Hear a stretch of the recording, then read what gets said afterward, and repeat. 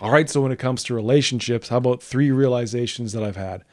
And this doesn't have to be romantic relationships. This can be with a parent, with a child, with a coworker, with a friend.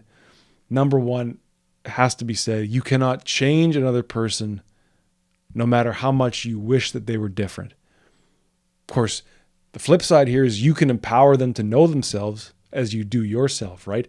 Rather than trying to get that conscious or that unconscious ego-based control around a person and make them in your image or make them in some image, you have to go hands off. You can tell them your story.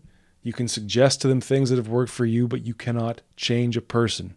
Here's a big one. This is one I still struggle with. You cannot place your self-worth in the hands of another person, right? By that, I mean, you can't seek you ought not to. I still do it all the time, but I'm speaking in a way as if to bring a little bit of gravity to the situation.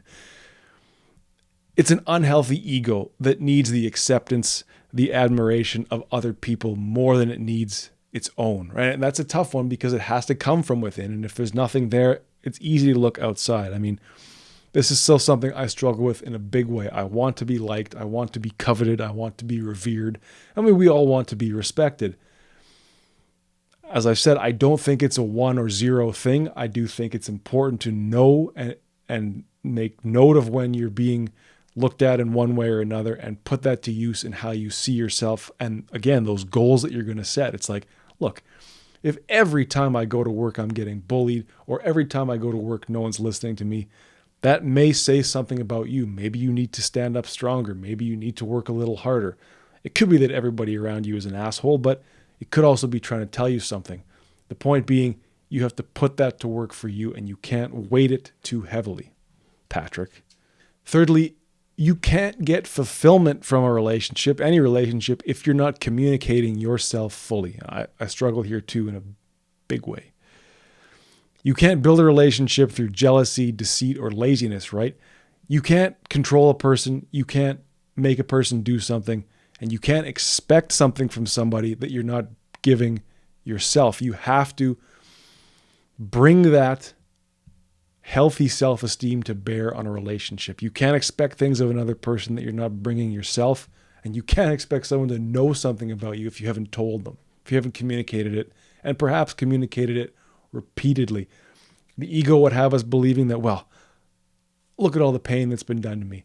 Look at everything that's gone wrong with me. That person should just accept me for who I am. I shouldn't have to go into that. I don't want to go into that. Just take me for who I am. Well, I don't know about unconditional relationships. I think you could get to a place like that, but it requires a deep, deep over communication, a sharing of that story if that's what you want with that person. You got to let that person know what's going on inside, or don't be surprised when you don't see eye to eye.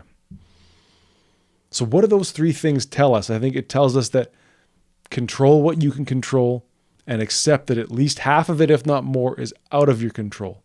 Can you be better? Can you lead? Can you support, right? If a relationship, a friendship, a partnership is failing, what can you take on? Now, you don't go the other way down the egotistical road of here we go again, failure, pain, hold up, stop, let me just suffer, let me not act. That's where you can start setting those goals. Look within, track those goals. Could I have been nicer to that person? Could I have listened? Could I have reciprocated?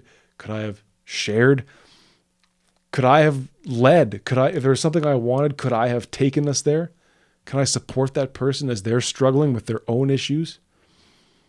So let me ask you, can you stop wishing for someone to be what they're not? Can you stop wanting someone to have to see things your way? And can you stop expecting someone to give more than you? Those are all steps toward this acceptance. What can you control? Simply yourself. Of course, you can control yourself in such a strong and gravitational way that you can influence other people. You can influence a relationship, but you can't change a person. You can only bring your power into that relationship and see how it shakes out.